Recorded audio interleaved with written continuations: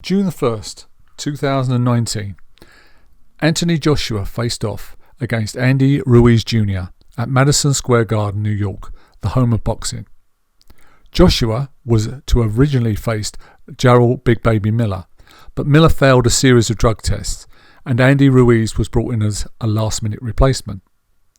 The fight was widely considered a showcase for Joshua in the United States, and few pundits, if any, gave Andy a chance. Right from the opening bell, it was clear that there was something wrong with Anthony Joshua. He didn't have any snap to his work, he wasn't punching crisply, and he looked like he didn't really want to be there. But the first couple of rounds passed without incident, and I would give them to Joshua just because he landed a few more jabs than Andy Ruiz. In the third round, the fight exploded into action. Joshua closed the distance to the Mexican-American and caught him with a beautiful right uppercut left hook combination that sent Andy Ruiz to the floor for the first time in his career. Ruiz got up, was unfazed, and in another furious exchange of blows, he landed two clubbing left hooks to Joshua's head. One of these hooks sent Joshua crashing to the canvas.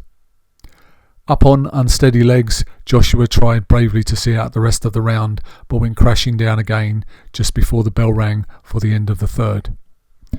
Coming out for the fourth and fifth, Joshua looks on unsteady legs, but seemed to have regained some composure by the sixth.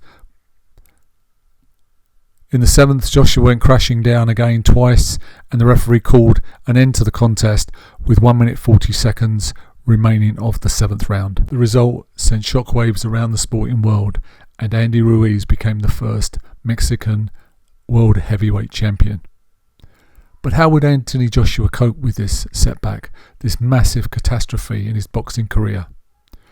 Would he be able to go and adapt? Would he be able to handle the adversity? I think some clues to that lay in his past. November 2008, Anthony Joshua walked into his first boxing gym. It was Finchley Boxing Gym in North London. He basically went along to keep fit, to keep out of trouble, and to keep his cousin Ben company. Now, the coaches there immediately saw his raw talent and persuaded him to take up the sport for real and started to get him some amateur bouts. But it was quite early on in Joshua's career that he met Dillian Whyte and suffered a heavy defeat. But instead of, like some, walking away from the sport, he stuck at it and within 2 years became national heavyweight amateur champion and started to get on the England team, and he found the more time, energy he devoted to the sport, the better he was becoming.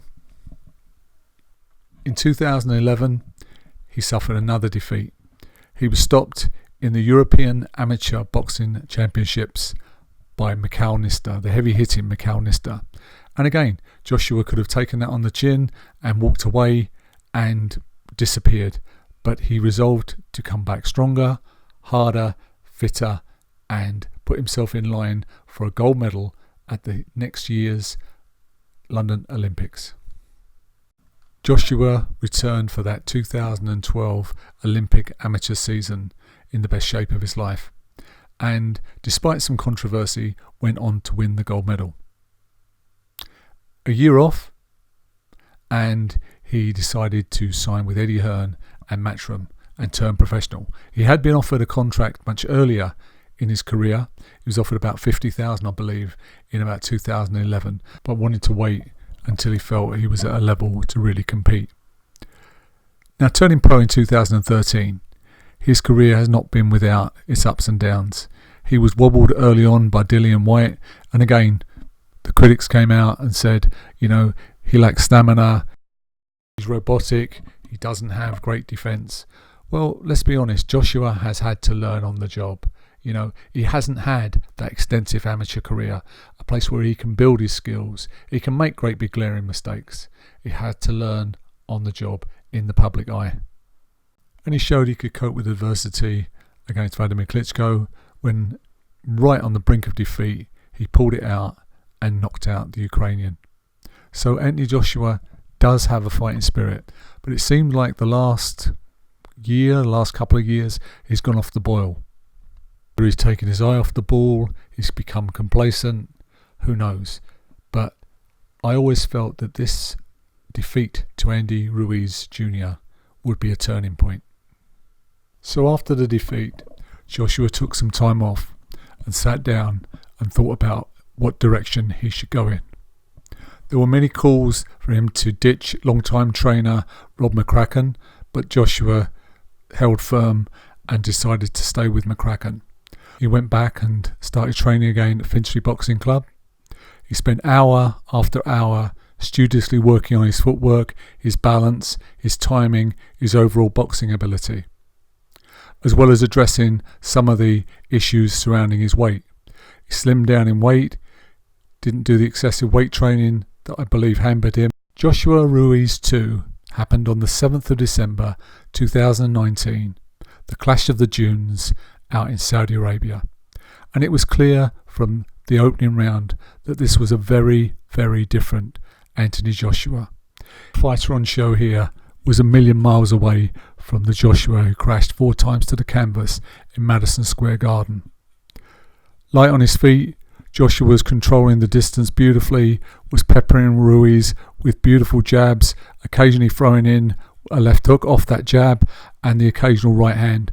But again, wasn't coming charging in, making those mistakes that we've seen Joshua make a good few times in the past. They cruised to a wide decision on the judges' scorecards. Now in another video, what I'm going to do is I'm going to break down some of the things that Joshua was doing in there, because for me it was fantastic boxing. But like I said, I'll get to that in another video. But the main point of this is that Anthony Joshua took a catastrophic defeat and turned it round. He learned from his mistakes and he turned it round, and that makes for an even more formidable fighter in the years to come. Because a large part of the sport of boxing is about mental toughness. Is when the odds are stacked against you, can you come through? If we just take a little look back at boxing history, and I'll take the fight of the century, Muhammad Ali versus Joe Frazier. Now Joe won convincingly over the 15 rounds, knocked Ali down and handed the greatest a quite humiliating defeat. But even the next day, Muhammad Ali was in the papers declaring himself to still be the greatest. Now Ali wasn't just about talk. One only has to go to Muhammad Ali versus Joe Frazier 2 to see the adjustments that Ali made and the amount of time he must have put into studying that first fight. Now I believe that those lessons learned by Ali in the defeat to Joe Frazier helped him massively as a fighter, helped massively with his mental toughness, and allowed him to win back the title against George Foreman in Zaire in 1974. So Anthony Joshua went away, reevaluated everything, and came back a mentally stronger fighter. And as we said in the beginning, a large part of this sport of boxing is mental toughness. So I believe the defeat to Andy Ruiz will be a turning point in Anthony Joshua's career. And he'll look back on it in years to come and think of it as a blessing rather than a catastrophe. No.